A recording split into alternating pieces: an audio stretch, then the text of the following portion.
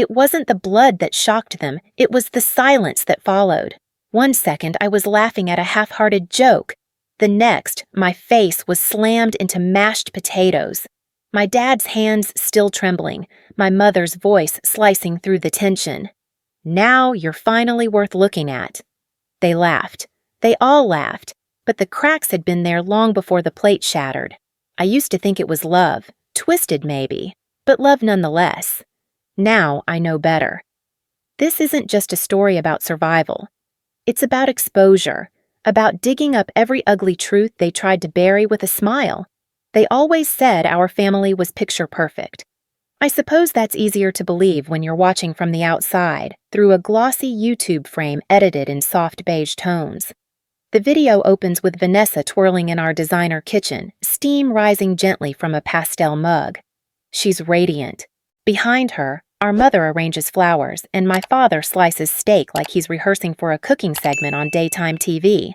"Family is everything," Vanessa beams into the camera, her eyes glinting with practiced affection. "You'd miss me if you blinked." I'm there, barely, reaching for a plate in the background, my face turned away, my expression unreadable. Later, when the video premiered, that part was cut. I wasn't surprised. I watched it from my one-bedroom apartment, curled on a couch with a throw blanket that didn't match anything. I counted how many times love and support were mentioned. 15. There was no trace of me, not even a name drop. Still, people gushed in the comments. "Vanessa's family is goals! I wish my mom made me breakfast like that. This energy is so wholesome, OMG." Wholesome. Right. When I visited for Mom's birthday 2 weeks later, the living room had a new decoration, a large photo of the family from Christmas last year. Everyone looked airbrushed and coordinated, wrapped in velvet and gold, but something gnawed at me the moment I saw it. My absence. I wasn't in the photo. "Where was I?" I asked, voice light. Mom barely glanced up. "Oh, honey, you were taking the picture, remember?" "No, I don't think I was." "Well," she smiled, brushing it off. Someone had to hold the camera. That wasn't the truth. I remembered standing by the fireplace in that exact dress, holding a glass of cider, waiting for the timer to flash. I remembered Dad saying, "Don't blink or you'll ruin the shot." But maybe I had blinked. Maybe that's why I was gone. I started noticing other little things. The shelf in the hallway now displayed only Vanessa's childhood trophies. The mug I made for Mom in ceramics class? Missing. The framed poem I wrote in 8th grade for Father's Day? Replaced by Chris's football plaque. It was like someone was slowly, meticulously deleting me. 3 nights after the birthday dinner, I received an email from Vanessa with the subject line, "Public Apology Opportunity." She wrote, "Hi Mel, hey, so the brand I'm partnering with next month is doing a family values campaign. They want to include siblings and stuff. I know there's been tension, but would you be open to reconciling publicly? I think it would mean a lot, to both our images. We'd keep it light, no deep trauma stuff, just laughs and vibes. Let me know. XOXOV. I didn't reply. 2 weeks later, I was invited to a live stream event at the house, Carter Family Game Night. Vanessa had 2.4 million followers at this point. I was told to show up photo ready. When I arrived, there were cameras, ring lights, cheese platters. Vanessa greeted me with air kisses and whispered, "Don't be awkward, yeah?"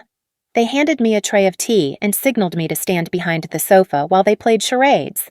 My only on-screen moment was when Vanessa shrieked, "Melissa, refill please," and I stepped into frame like a glorified waitress. When the stream ended, Dad pulled me aside. "You didn't need to hover so much. One shot was more than generous." I was just, "You're not a performer. That's okay. Not everyone's meant for the spotlight." I laughed. Or maybe I choked. Later that night, I found something in the upstairs closet while looking for a blanket, a gift basket labeled "To Grandma" that I had given Mom 2 months ago, still unopened. Nestled beside it were other familiar items, things I thought I had thoughtfully given over the years, now rewrapped with sticky notes indicating future recipients. I stood there, holding a scented candle I bought with my last paycheck one Christmas, reading the note that said, "Chris's new boss," and something snapped. When I returned to my apartment that night, I was exhausted, but wired. I opened my phone to a new notification, a text from Mom. "You'll understand everything once you start really remembering. Love you." I stared at the screen. My thumb hovered over the reply button, but I didn't respond. I didn't sleep either. I just sat on the floor, in the dark, surrounded by the echo of my own fading existence. The first time it happened, I thought it was a mix-up. Thanksgiving came and went, and when I called to ask about the family dinner, Mom said, "Oh, sweetheart, we assumed you had that volunteer thing, feeding the homeless or something?" I didn't. I had spent the evening reheating a frozen meal in my microwave, watching old sitcoms on mute. The second time, it was Christmas. I called on the 24th to confirm what time I should come, and Mom responded with a startled, "You're still in town? I thought you'd gone on that retreat you mentioned." I hadn't mentioned any retreat. I asked if I should still swing by, and she paused for a beat too long. "Well, the head count is pretty tight, honey. It's already set. Maybe next year?" It felt like I had become a ghost inside a family that only wanted living, breathing background props, cheerful, well-lit, and conveniently absent. I scrolled through their Christmas photos later that night. Vanessa in red velvet, Chris holding a wine glass, Mom and Dad in matching reindeer sweaters. All smiling. No room left in the frame. Then came the video from Vanessa's Carter Family Q&A series. I watched it out of curiosity. Halfway through, I realized it was filmed during a summer barbecue I attended. There was a moment, barely noticeable, when I stepped into frame, handed Chris a beer, and answered a question about childhood memories. In the final cut, my voice had been muted. A light piano track played over my lips moving. I replayed it 6 times, convinced I had imagined it. But no, I remembered exactly what I'd said. They used to call me the fixer. Whenever something broke, I cleaned it up. Muted, edited out, erased. Was I being paranoid? Was this some ridiculous overreaction to a family simply not knowing how to love properly? It all came to a head the night I helped Mom reorganize her inbox. She claimed her emails were acting funny, so I stopped by after work. While sorting, I accidentally opened a draft saved under a folder labeled PR Drafts. Inside was a paragraph describing me in chilling terms. Melissa has always been emotionally volatile. We've done everything to support her, but at times she exhibits behavior consistent with paranoia and self-victimization. We're committed to protecting the peace of our home. At the bottom, drafted by Janet Carter, last edited 3 days ago. I searched the folder and found audio files too. One was a clipped voicemail from Mom to a crisis counselor. She's spiraling again. I honestly think she's dangerous. If she keeps pushing, she could bring down the whole family dynamic. Dangerous. Spiraling. Bring down the family. I felt sick. I tried breathing through it, pretending I was strong, pretending I could walk out of that house without screaming. I left the email open by accident. I wanted her to see I'd seen it, but she said nothing. 3 days later, Dad called. Just his name lighting up my phone made my palms sweat. He never called. When I picked up, he skipped the pleasantries. "I need you to help me with something important." "Okay. There's a house I'm trying to transfer temporarily, just paperwork. I need it under your name, for tax purposes." "Is this even legal?" "Of course. It's just between family. I'd never put you at risk." I agreed, out of habit, out of fear, out of that old compulsion to be useful. A month later, the property was in Chris's name. When I confronted Dad, he said, "It's complicated, but look, it's all staying in the family." Mom chimed in, "We all sacrifice for each other, Melissa. That's what makes this family work. Don't make this about you." And there it was again. My existence reframed as an inconvenience. It wasn't until I was sorting through old boxes in my apartment that I found the file from a counselor I'd seen briefly at 15. I remembered the sessions vaguely, how nervous I'd been. The report was blunt. Patient displays signs of emotional suppression, extreme people-pleasing behavior, likely result of chronic familial stress. Under next steps, a note. Further therapy strongly recommended. Parental involvement necessary. It had been folded, taped shut, and never discussed. Mom had said they couldn't afford more sessions, but the insurance info stapled to the back proved otherwise. I scanned the pages into my laptop and started compiling a folder: screenshots, emails, audio clips, photos. I didn't know what I was building. A case? A chronicle? Maybe just something to keep me from unraveling. That's when the voice note arrived. Vanessa's voice, calm and rehearsed. "Just let her pop." She always does. We'll manage the damage after. Control the narrative. That's all that matters. Mom's voice, laughing softly in the background. Exactly. We'll make it look like concern. I stared at the ceiling that night, the audio playing on loop through my headphones like a haunting lullaby. The next morning, I opened my inbox to find a new message. Subject line: Invitation, guest speaker opportunity, Family Unmasked podcast. Body: Hi, Melissa, we've been following your story. If you're open to sharing your experience, our audience would benefit from hearing it. You won't be alone. We believe your voice matters. I clicked reply. My hands shook as I typed. I'm ready. The podcast episode was titled Invisible Children, the Ones They Erased. I wasn't prepared for what I heard. I had agreed to appear on a future episode, but for now I was just listening, headphones pressed tight. Heart pounding like a second pulse in my ears. The host's voice was smooth, careful. Sometimes it's not the black sheep who causes the most chaos, she said, but the golden child who silences everyone else. Then she said it. There's a family I've been following, an influencer sister, a picture-perfect facade. But what haunts me is the story of her sibling, the one who's always cropped out. She's never named. That's how deep the erasure goes. I froze. I didn't need her to say my name. I knew she meant me. It wasn't just the words. It was the tone, the acknowledgement. Someone had seen it, felt it. And now others would too. A week later, Vanessa hosted a massive dinner to celebrate hitting 3 million followers. Mom insisted I come. It's time we moved past everything, she said, like trauma could be RSVP'd away. The table was set like a wedding banquet. Gold-rimmed plates, candles, 2 camera crews. Vanessa wore a dress that glittered every time she moved. I sat at the far end, between 2 cousins I hadn't spoken to in years. At some point during the meal, Vanessa tapped her glass and stood up.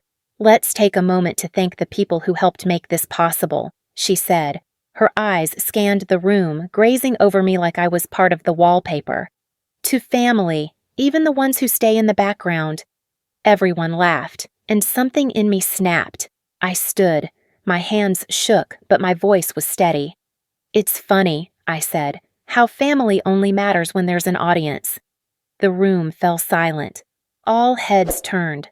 I saw Mom's smile stiffen. Dad's jaw clenched.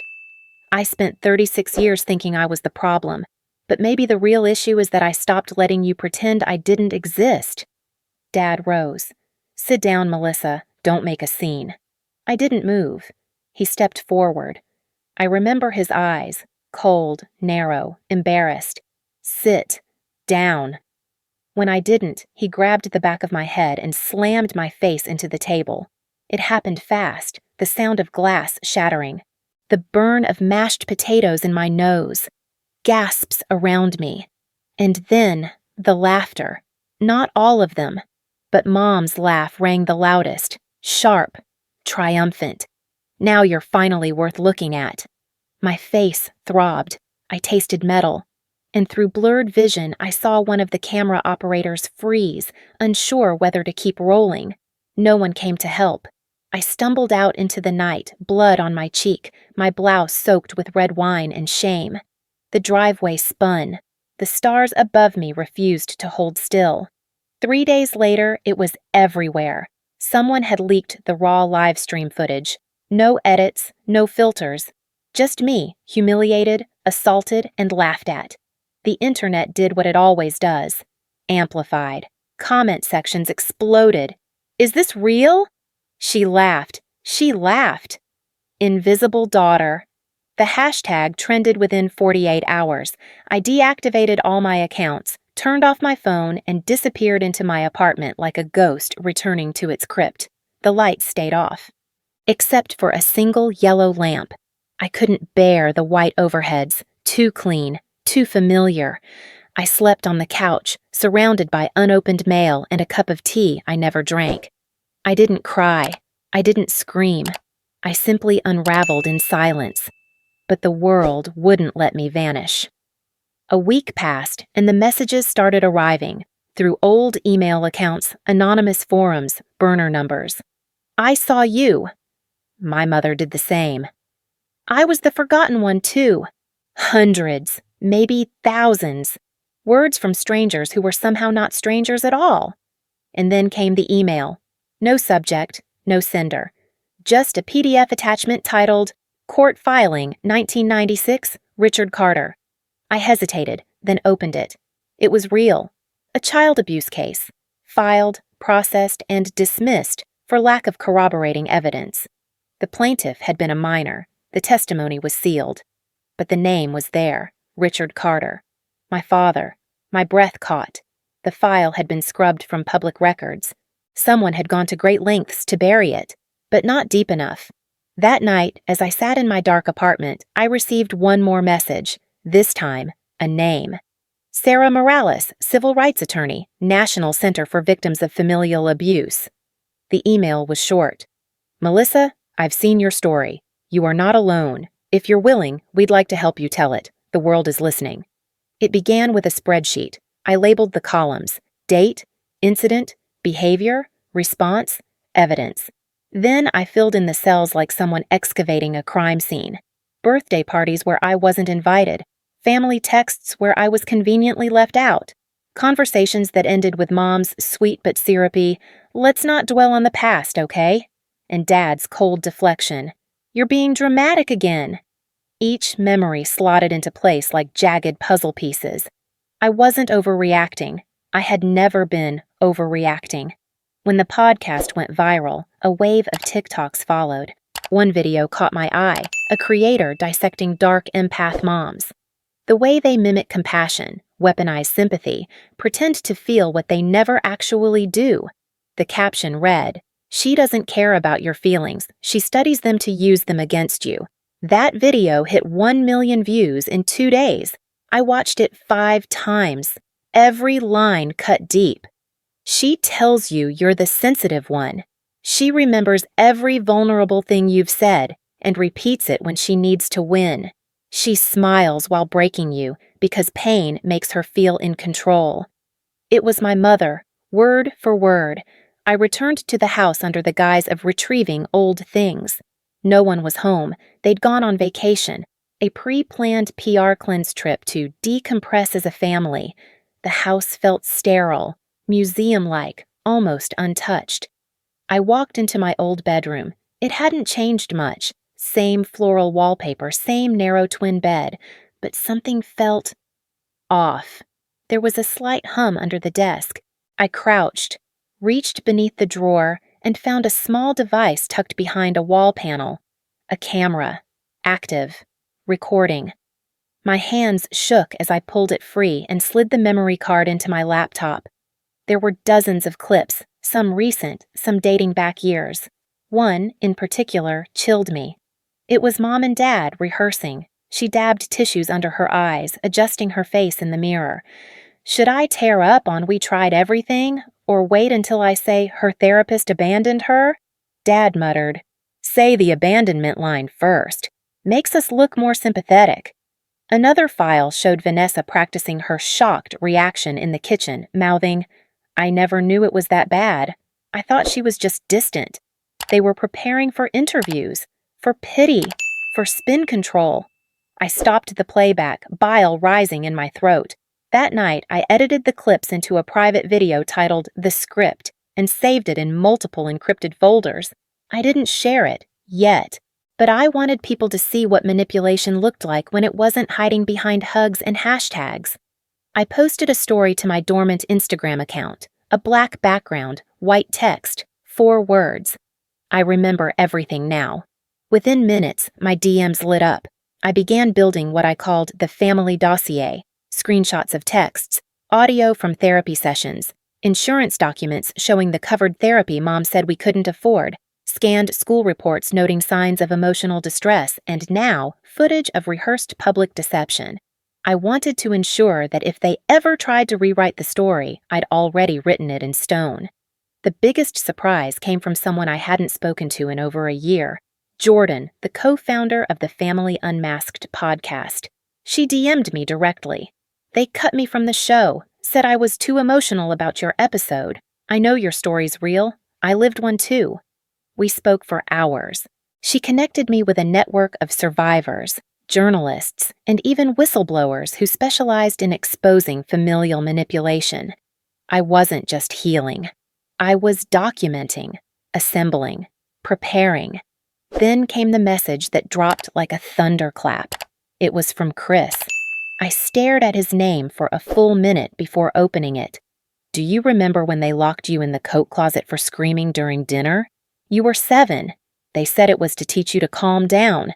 I was 5. I cried the whole time. I didn't forget. I just didn't know how to help." For the first time in years, I cried. Not from pain, from the recognition that someone, anyone, had seen it too. I wrote back, "You didn't have to help me then. You just helped me now." We didn't talk about reconciliation. There was no "I miss you" or "let's fix this." But it was real, raw, and more honest than anything I'd heard in decades. Then, just as I began to think maybe, just maybe, I had full control of my story, the next offer arrived. It came from a major network, a producer, high profile, legit. They wanted to option my story for a limited series. True crime meets memoir. The contract was detailed, generous, glossy. But buried deep in the clause about creative direction, I found it. Final episode must conclude with a message of forgiveness or reconciliation between parties. I stared at that line until the words blurred. My blood went cold. They didn't want the truth. They wanted a redemption arc, a bow tied around a blood-stained package. But this wasn't about forgiveness. This was about freedom. The set was colder than I expected. Polished wood floors, spotlight glare, the faint buzz of a boom mic hanging overhead. The host leaned forward, a practiced look of concern on her face, while a dozen crew members hovered silently in the background. I sat center stage, hands folded, no cue cards, no rehearsed tears. They'd told me I could cry, that it would make the story feel realer. I didn't. I smiled instead. I smiled as I told them about the dinners where my name was never spoken, about the camera that captured not memories but rehearsals, about the time my mother said I was a burden in a voice sweet enough to sedate. I smiled when I described the laughter that followed the impact of bone on porcelain. There was something powerful about smiling while naming your pain. It took away their script, their control, their excuse to paint me as broken. The episode aired 3 nights later on national television. By morning, Ital's invisible daughter was the #1 trend in America. Talk shows quoted lines from the segment. College campuses used it as a case study. Psychology influencers dissected the power dynamics, the grooming, the social erasure. People didn't just empathize, they saw themselves in it. You were me. This saved my life. I thought I was crazy. Now I know I was just quieted. My inbox became a river of resonance, and while the world opened its arms, my family began to implode. Vanessa's sponsorships vanished overnight. Her YouTube channel, once a lifestyle empire, bled subscribers by the hour. Screenshots surfaced, snide comments, backhanded posts, messages that confirmed her cruelty. She issued an apology video, overly lit, mascara streaks staged. It didn't work. Mom quietly resigned from her position as chair of the Women's Empowerment Circle. Their statement was brief. In light of recent revelations, Janet Carter has stepped down to allow space for healing. Healing. The word felt cheap now. Then came the video. It was titled, "To My Daughter Melissa, I'm Sorry." I hesitated before watching. My father sat alone in a dim room. His hair was disheveled, eyes glassy. He spoke slowly, voice thick with remorse. He said he'd failed, that he had let pride and performance poison his role as a father, that he didn't expect forgiveness, just understanding. For a moment, my heart clenched. Then the comments started pouring in. This was made with AI, right? His mouth movements don't match. Yo, this lighting is identical to that apology template filter. Deepfake confirmed. And then, the receipt. A digital artist exposed the truth. The video had been synthetically generated, composited from existing footage, voice cloned. They hadn't even bothered to say sorry themselves. They'd fabricated it. I didn't respond publicly. Instead, I recorded a silent video of my own. It opened on a door. Just a door, white, nondescript, with chipped paint near the bottom. No music, no narration, just the sound of footsteps approaching, a hand reaching out and slowly, deliberately, pulling the door closed. Click, black screen. The caption read, "That chapter is done."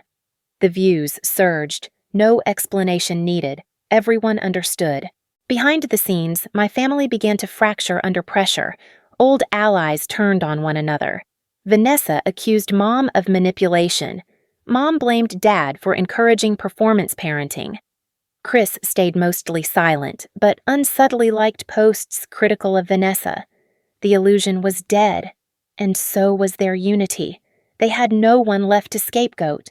And I didn't speak another word. No interviews, no follow-ups. I didn't need to. The silence was my ownership, my boundaries, my final say. A month later, an email landed in my inbox. Subject line, Keynote Speaker Invitation, Geneva, Switzerland. A global summit titled Healing from Bloodline Betrayal wanted me to speak. Not about revenge, not even about my parents, about reclamation, about visibility, about finding your voice after decades of being edited out of the frame. I said yes. And then, a twist I didn't see coming. A call from Chris. His voice was low, cautious. "I thought you should know. Mom's in the hospital. Stroke. It's not good." I thanked him, asked for the name of the hospital, wrote it down.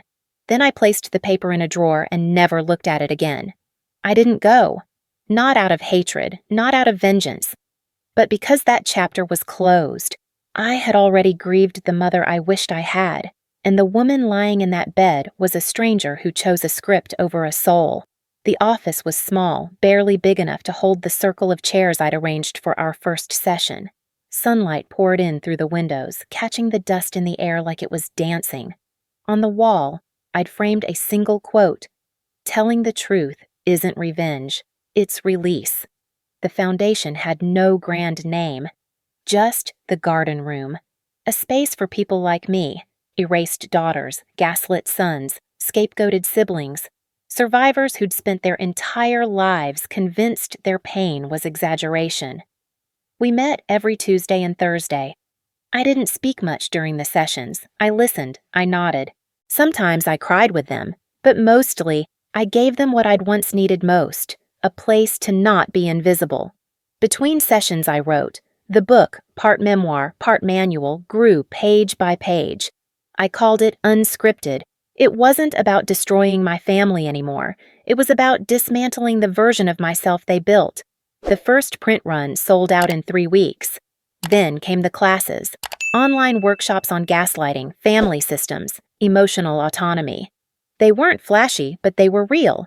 People came from all over, sat in small rooms with notebooks and nervous hands, and left a little straighter, a little steadier.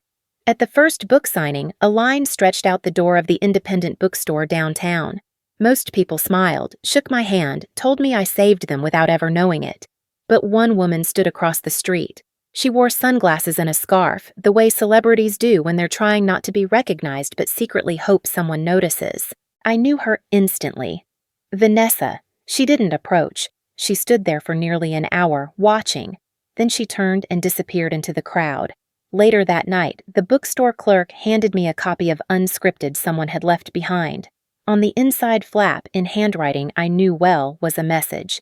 "I should have seen you. I should have stood beside you. I'm sorry I didn't know how." It wasn't signed, but it didn't have to be. Days later, a package arrived at the garden room. Inside was another copy of the book, this one from Chris. On the title page, he'd written, "No matter what they said, no matter what we lost, I still call you my sister." I didn't cry. I smiled, but healing isn't linear. It isn't clean, and it doesn't come with applause. Late one evening, I received a message through the garden room's anonymous submission form. It read, "I think I'm living in the house you grew up in. I found your book. I'm 11. My mom tells me I'm dramatic. She says I twist everything. She says if I talk too much, I'll ruin her image. I think I'm you." I sat with that message for a long time. Then I responded, "You are not what they say. You are who you choose to become. I believe you.